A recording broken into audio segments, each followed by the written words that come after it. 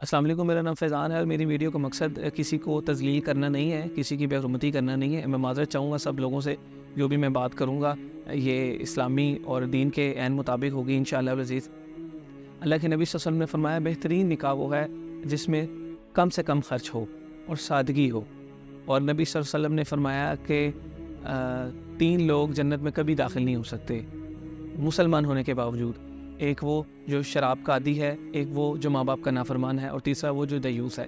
صحابہ نے کہا یا رسول اللہ وسلم دیوس کسے کہتے ہیں؟ کہا وہ آدمی، وہ شخص جو اپنی ماں، بہن، بیوی، بیٹی کو دین کی تلقین نہ کرے اور پردے کی تلقین نہ کرے، اس کی ماں، بہن، بیٹی، بیوی بے پرد رہے، وہ دیوس ہے۔ کہ اس کی غیرت ملامت ہی نہیں کر رہی، اس کی غیرت کوئی گوارا ہی نہیں ہو رہا کہ یار میری ماں، بہن، بیوی، بیٹی وہ پردے میں نہیں ہے اور وہ ایسے ہی زندگی گزار رہا ہے، وہ دیوس ہے، خود دین پر ہے، اپنی ماں، بہن، بیوی، بیٹی کو دین پر نہیں لے کر آ رہا۔ تم میں سے ہر ایک کے بارے میں، اس کی ریت کے بارے میں سوال کیا جائے گا۔ تم میں سے ہر کوئی اپنی ریت کے بارے میں جواب دے کل قیامت کو۔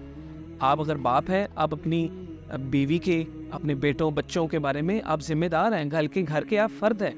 آپ نے کل کو بتانا ہے کہ یار یہ میرے ذمہ تھا، میری ماں، میری بہن، میری بیوی، میری بیٹی، میں گھر کا سربراہ تھا۔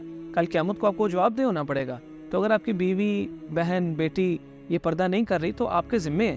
اور دوسری بات یہ ہے کہ جو آج کل نکاح ہو رہے ہیں ان کی ترجیحات میرے سمجھ میں تو نہیں ہے کہ کیوں کیسے کیا جا رہا ہے یہ معاملہ۔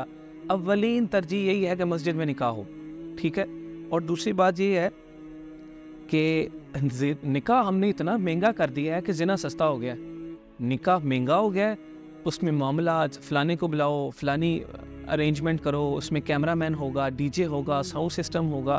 میری تو سمجھ سے بالا تر ہے کہ یہ ایسا کیوں ہے کہ یار جو نبی صلی اللہ علیہ وسلم نے جس کو جتنا آسان قرار دے دیا تھا آج ہم اس کو اتنا مشکل کر رہے ہیں۔ تو میرے بھائیوں، دوستوں، بزرگوں، ایک تو نکاح کو آسان کیا جائے، اور دوسری بات یہ ہے کہ ڈاکٹر اسرار صاحب اکثر فرمایا کرتے تھے کہ انفرادی عبادت منہ پہ دے ماری جائے گی۔ دین میں آؤ تو پورے کے پورے۔ آج ہم کیا کرتے ہیں جی، کچھ بینڈ باجا شروع کر لیتے ہیں، گانا بند کر لیتے ہیں، کیمرہ مین شروع کر لیتے ہیں، کوئی چیزیں چھوڑ دیتے ہیں، کچھ چیزیں کر لیتے ہیں۔ بھئی دین پورے کے پورے دین میں، اسلام میں داخل ہونے کا نام اسلام ہے۔ اسلام یہ ہے کہ پورے کے پورے دین میں آؤ۔ یہ نہیں کہ انفرادی میں نے روزہ رکھنا ہے پر میں نے نماز نہیں پڑھنی، میں نے فلاں کرنا ہے تو میں نے فلاں نہیں کرنا۔ بھئی اس چیز کا نام دین نہیں ہے۔ اس کے علاوہ یہ ہے کہ نکاح کی صرف 4 شرائط ہیں۔ ولی کا راضی ہونا لڑکی کی طرف سے، 2 عادل گواہ، حق مہر کی ادائیگی اور ایجاب اور قبول۔ یہ 4 شرطیں ہیں، اس کے ساتھ نکاح ہوتا ہے۔ اس کے علاوہ جتنی چیزیں ہیں وہ سب فضولیات ہیں، اس کا دین اور اسلام سے کوئی تعلق نہیں ہے، دور دور تک کوئی تعلق نہیں ہے۔ بھائی ولی کا راضی ہے لڑکی کی طرف سے، لڑکی کا باپ ہے نہیں ہے، بھائی بڑا نہیں ہے، اس کا تایا ہے، جو بھی لڑکی کی طرف سے، اور حق مہر کی ادائیگی ہوگی، 2 عادل گواہ ہوں گے، ایجاب اور قبول۔ اس کے علاوہ اللہ تعالیٰ فرماتے ہیں یا ایھا الذین آمنوا قوا انفسکم واہلیکم نارا، اے ایمان والو اپنے آپ کو اور اپنے گھر والوں کو جہنم کی آگ سے بچاؤ۔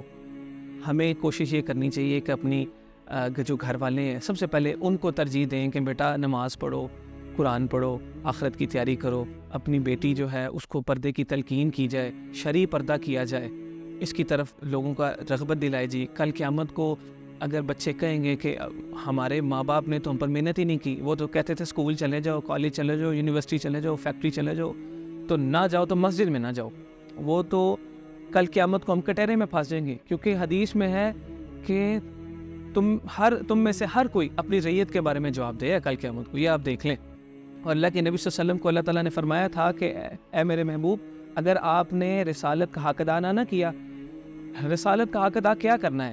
رسالت کا حق ادا کرنا ہے کہ لوگوں کو اللہ کی طرف بلانا ہے، دین کی دعوت دینا ہے۔ تو میرے بھائیوں، اللہ کے نبی صلی اللہ علیہ وسلم نے حجۃ الوداع کے موقع پر فرمایا تھا کہ اے ایمان والو، کیا میں نے تم پر دین کی بات پہنچا دی؟ کیا میں نے حق ادا کر دیا؟ اللہ کے نبی صلی اللہ علیہ وسلم نے 1,24,000 کم و بیش لوگ تھے، تو سب نے کہا کہ پہنچا ہی نہیں دیا بلکہ پہنچانے کا حق ادا کر دیا۔ اس کے علاوہ اللہ تعالیٰ نے فرمایا کہ یہ بہترین امت ہے۔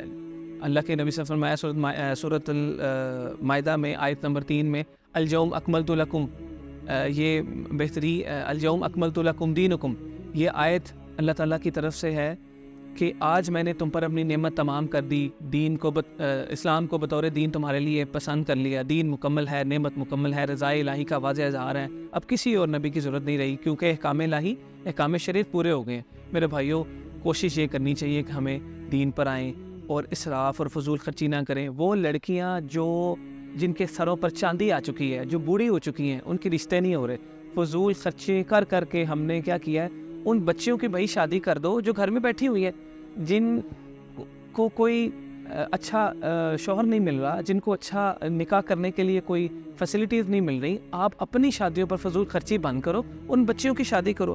آخری بات کر کے میں اس بات کو کمپلیٹ کروں گا. عبد الرحمن بن عوف رضی اللہ تعالیٰ عنہ جب مسجد نبوی میں مدینہ شریف میں بڑی خوبصورت خوشبو انہوں نے لگائی ہوئی, تو اللہ کے نبی صلی اللہ علیہ وسلم نے فرمایا کہ عبد الرحمن آج تو بڑی خوشبو لگائی ہوئی ہے, خیر ہے؟ تو فرمایا یا رسول اللہ آج میں نکاح کر کے ہوں. آپ یہ امیجن کریں کہ نبی صلی اللہ علیہ وسلم جیسی پرسنالٹی ہونے کے باوجود انہوں نے یہ نہیں کیا کہ اس کو بھی بلا, اس کو بھی بلا, اس کو بلا, شادی کر لی. کہا پھر ولیمہ قائم کرو, یہ بکری لو اور جا کے ولیمہ قائم کرو. ہمیں یہ کوئی پروٹوکولز نہیں ہے کہ فلاں بندے کو بلاؤ, اس کو بلاؤ, اس کو بلاؤ.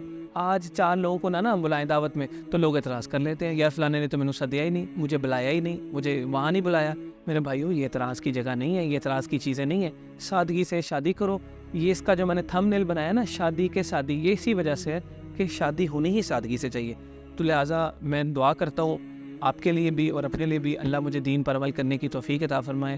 اللہ کرے کہ جو میں نے آپ کو بات کہی ہے اللہ اس پر آپ کو جمائے رکھے. اللہ مجھے بھی حق بات کرنے کی توفیق عطا فرمائے اور آپ کو بھی دین سمجھنے کی اور اس پر عمل کرنے کی توفیق عطا فرمائے. وما علینا الا البلاغ المبین. بہت شکریہ. السلام علیکم.